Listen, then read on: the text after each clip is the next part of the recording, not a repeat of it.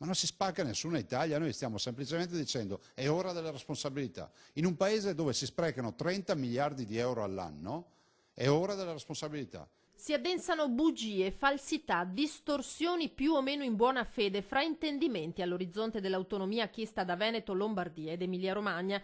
Il governatore Zaia riprende carta e penna e scrive nuovamente ai cittadini del sud Italia: vi scrivo per mettervi in guardia, non lasciatevi ingannare, afferma. Non posso accettare di vedere sui giornali una pubblicità in cui il nord viene accusato di voler uccidere la sanità del mezzogiorno, riferendosi al manifesto di qualche giorno fa dell'Ordine dei Medici di Bari. Noi dobbiamo dialogare direttamente con i cittadini del sud, con la foresta che cresce di persone per bene che non hanno nulla a che fare con chi va a dire che l'autonomia porterà a minor sanità, che l'autonomia porterà a guai. Ma senta, mi lasci dire, ma che guai può portare la gestione della soprintendenza in Veneto alla Calabria? O che guai può portare la gestione del demanio Veneto in Veneto alla Campania? O che guai può portare la gestione della valutazione di impatto ambientale dei fatti veneti in Veneto, che so, alla Sicilia? Nulla. Ma qualcuno sta vendendo questa suggestione come la fine di tutte le opportunità per il Sud, ed è scandaloso. E questo mentre le cose al sud non vanno certo bene. Zaia fa l'esempio della sanità così com'è ora.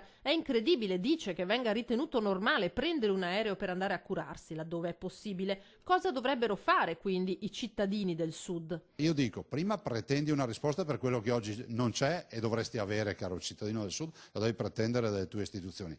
Due, dici: voglio che anche qui tu chieda l'autonomia, cara mia istituzione che mi governi, perché con l'autonomia ti controllo. Dai 5 Stelle, malgrado i tentennamenti, Zaia non si aspetta bastoni tra le ruote, né interpreta il no all'autorizzazione a procedere nei confronti del ministro Salvini come merce di scambio per negare l'autonomia. Il ministro Salvini non si deve processare, punto e basta, perché non ha commesso reati, a mio avviso, e considero coerente il 5 Stelle che ha detto no al processo.